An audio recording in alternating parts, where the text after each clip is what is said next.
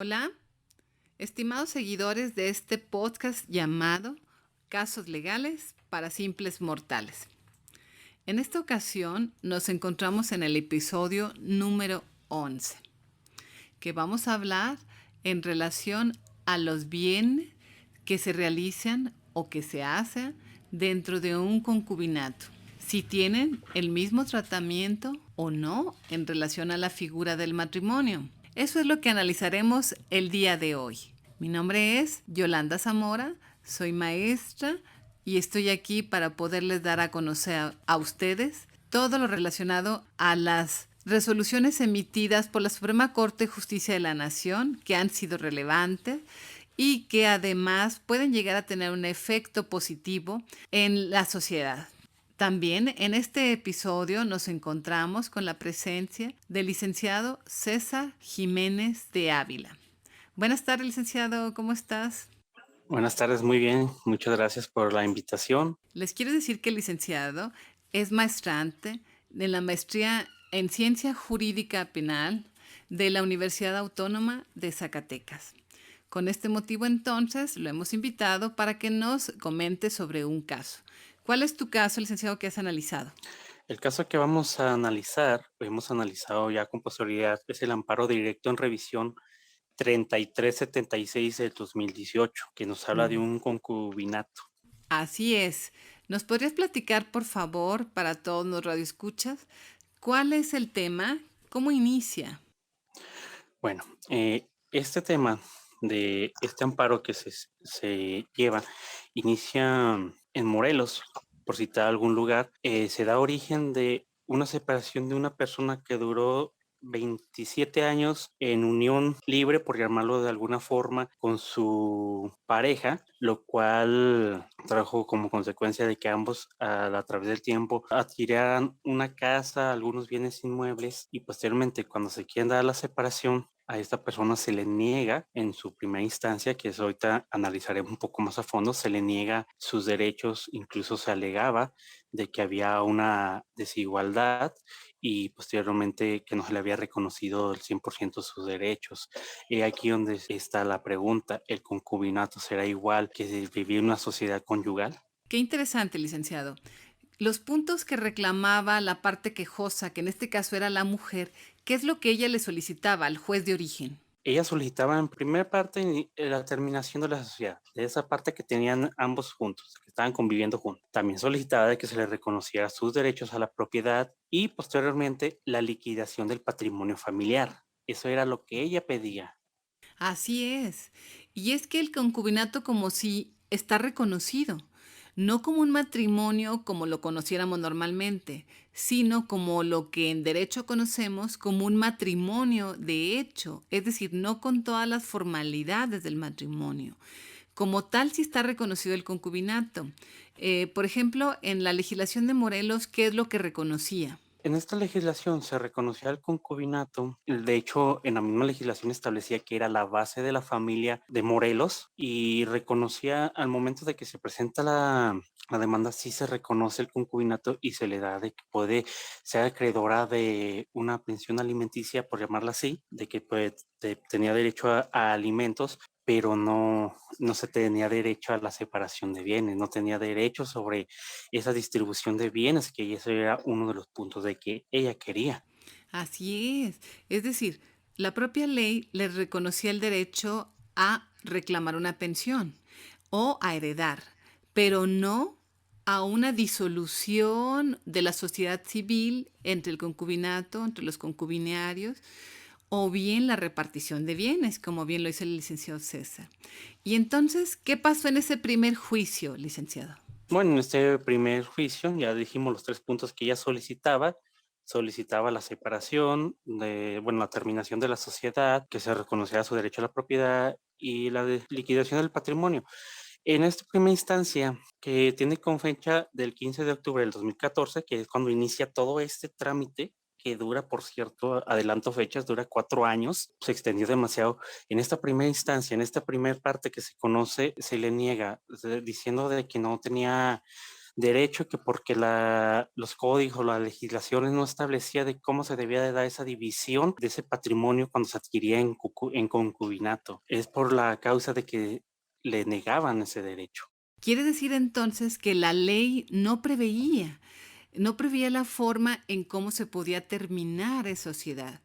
Sí reconocía el concubinato, pero no la forma de disolver esta sociedad y cómo repartir los bienes. ¿Así es? Exacto. Aquí agregando a lo mejor, bueno, no reconocía a lo mejor porque en su momento, cuando se establece esta figura jurídica en la legislación, era otro tiempo, por decirlo así. El derecho va avanzando como va avanzando la sociedad. En aquel entonces, quiero pensar de que los legisladores no contemplaron esa pequeña parte tan importante que ahorita nos trajo esta pequeña controversia, porque en aquel entonces la palabra de los señores de antes, por referirnos de nuestros antecesores, tenía más fuerza.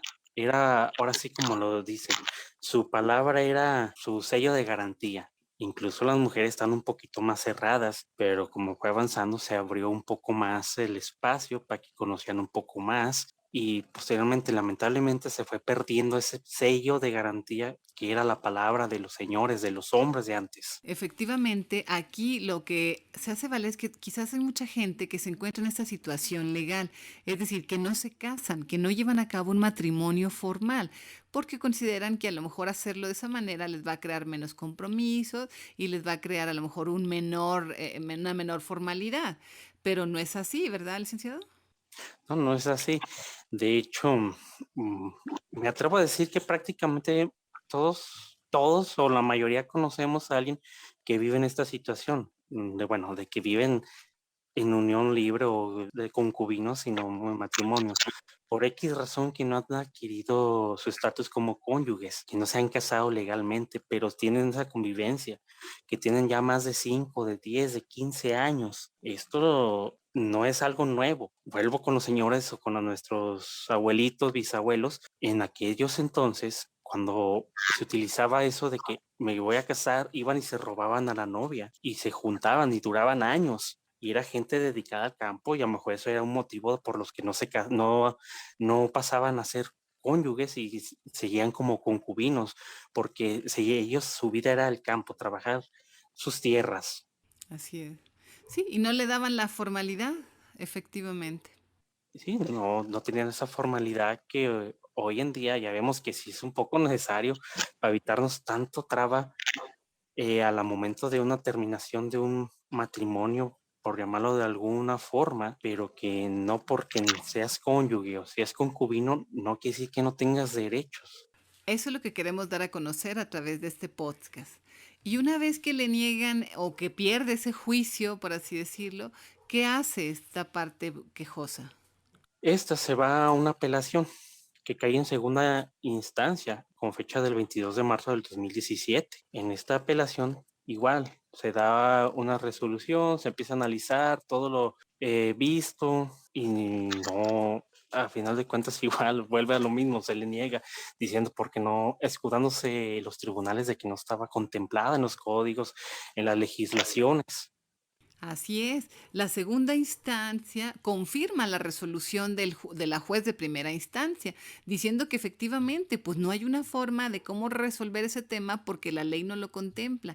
No contempla la separación o la disolución de ese patrimonio familiar, porque no lo tiene en sí registrado la ley. Como lo tiene como un acto desformalizado, como que el concubinato simplemente es un hecho así, irregular, por así decirlo, o informal, entonces no le dan la valía adecuada. ¿Y qué sucede después, licenciado?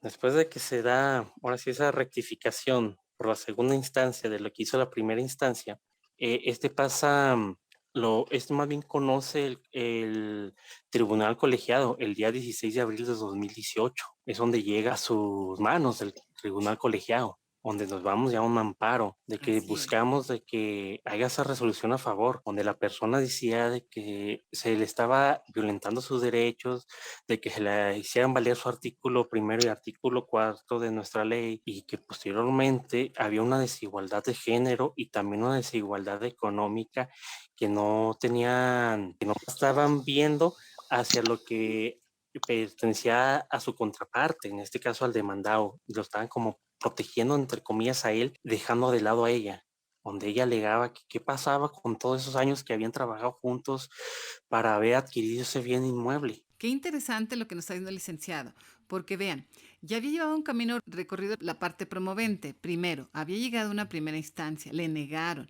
fue una segunda instancia, le niegan también, se va al tribunal colegiado efectivamente en un amparo directo, promoviendo ella, alegando violación de derechos fundamentales, diciendo que había un trato desigual y discriminatorio hacia ella, porque señalaba que si hubiera estado casada, entonces no le hubieran dado el mismo trato que al ser concubina, porque al ser casada tendría un mayor rango, una mayor validez su unión, y sin embargo no lo hacían así. Ella argumentaba, como bien dice el licenciado, que los dos habían trabajado juntos y que los dos habían consentido en hacer un bien inmueble y que después de estar, imagínense, 27 años juntos, que no le reconocieran ese derecho. Entonces, el tribunal colegiado, ¿qué resuelve? A final de cuentas, nuestro tribunal colegiado resuelve el 7 de noviembre de 2018. De hecho, quien resuelve es la ponente Norma Lucía Piña, de la primer sala, resuelve a favor de la demandante, diciendo de que sí tenía derecho sobre esa repartición patrimonial, por llamarlo de esa forma, sí tenía derecho sobre los bienes, porque no porque fuera cónyuge o concubina no iba a tener derechos. Y aquí donde, bueno, a manera personal, yo hago esta reflexión. ¿Qué pasa? 27 años trabajando ambas personas para adquirir un bien, para que a la mera hora te hubieran dicho, pues no tienes derecho ni a repartición, ni a casa, más que toma tu pensión alimenticia. Pues tantos años de esfuerzo, de trabajo, de sudor y a lo mejor hasta de lágrimas, nada más perdidos porque no fue contemplado en su momento en alguna ley, en una legislación. Iba a ser algo injusto, ¿no? Pues sí, porque era el trabajo de muchos años y al final ellos habían estado de acuerdo en los dos contribuir. Aun y cuando no hubiera un matrimonio formal, ellos estaban de acuerdo en tener bienes. ¿Dónde iban a vivir al final de cuentas? ¿O dónde vivieron?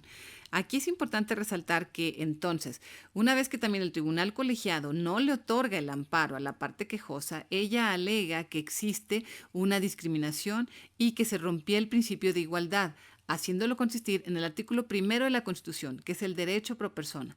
Pero más que eso también, la Corte, al analizar el amparo directo en revisión que estamos analizando, el 3376 diagonal 2018, establece que efectivamente ella estaba dentro de una categoría sospechosa, lo que se establece por el artículo primero en el sentido de que por el estado civil.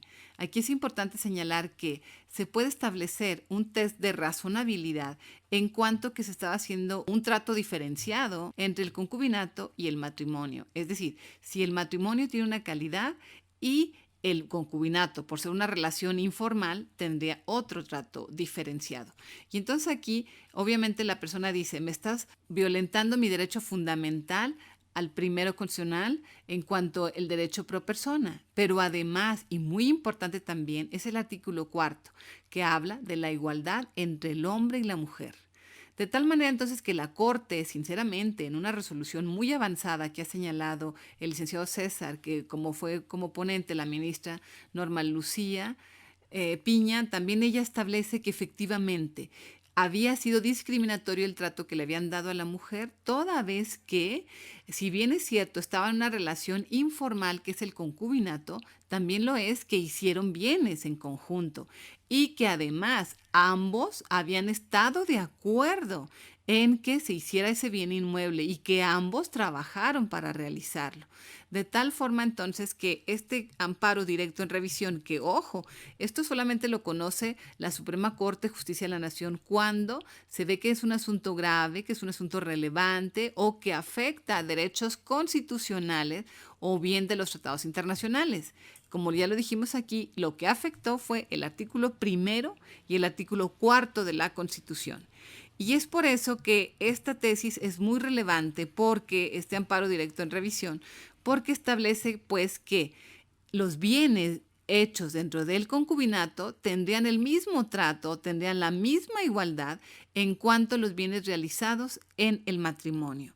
Es por ello que estamos analizando esta resolución, porque efectivamente, a partir del 7 de noviembre del 2018, en que se dicta esta resolución de avanzada, que sinceramente es muy importante, le remiten al tribunal colegiado nuevamente la resolución y le dicen, tienes que resolver basándote a cada caso concreto en esta situación, en este hecho del concubinato, y decirle, tienes que resolver tal como se está señalando, es decir, la corte le dice al tribunal colegiado, tienes que resolver valorando cada caso, caso a caso, concretamente, en el sentido de que por ser un concubinato debe tener también derechos y, como lo dice el licenciado, efectivamente también compromisos o consecuencias que vienen a raíz de esta relación de hecho que es el concubinato. ¿Cuál sería tu conclusión, licenciado César, en cuanto a este tema? Bueno, en cuanto a mi conclusión, ahora sí vamos refiriendo al título que le dimos de que matrimonio y concubinato son desiguales. Eh, Como palabras, sí, pero a final de cuentas, si nos inmiscuimos en la esencia de ambas, no son tan diferentes. Simplemente, no más porque no hay un papel legal que diga que es esposa de fulano de tal, pues no debería de privarte de ciertos derechos que a través de los años has ido adquiriendo, o bien de ciertos beneficios que vas adquiriendo por el simple hecho del tiempo. Y pues a manera personal, me da gusto de que se haya resuelto a favor de la demandada, de que no le hubieran violentado sus derechos, nada más sí, nada más porque no había un papel que dijera que era esposa de tal persona y que no tenía derecho a tal cosa. De 27 años de que vivieron casadas, ambos hacen su casa con esfuerzo, vuelvo a repetir, con esfuerzo, sudor, lágrimas, como sean, y nomás haberle dicho de repente, no tenías derecho, pues no era justo y era algo que no debía de ser. Y a manera personal, qué bueno que se resolvió a favor de ella. Muy bien por esa resolución, porque efectivamente la Suprema Corte nos ha dejado este sabor de boca en el sentido de que protege a las personas que están dentro de este concubinato. Y además también cabe recalcar que uno de los ejes rectores que se hizo en esta resolución o que se tomó en cuenta fue el libre desarrollo de la personalidad. Es decir, también no podemos obligar a personas a que se casen. Tampoco. Si están en un concubinato es porque ellos quieren estar así. Y que además la ley debe proteger tanto al matrimonio como al concubinato. Y efectivamente ese sería el tema de este episodio número 11, denominado Casos Legales para Simples Mortales. Le agradecemos mucho su presencia, licenciado Cés, y esperamos que nos vuelva a acompañar en otra de nuestras emisiones. Muchísimas gracias por la invitación. Así también, pues, les pedimos a ustedes que nos sigan por Spotify y por todas las aplicaciones que es Google Podcast, Apple Podcast, a fin de que puedan ustedes escuchar este podcast llamado Casos Legales para Simples Mortales. Los esperamos en nuestra siguiente emisión.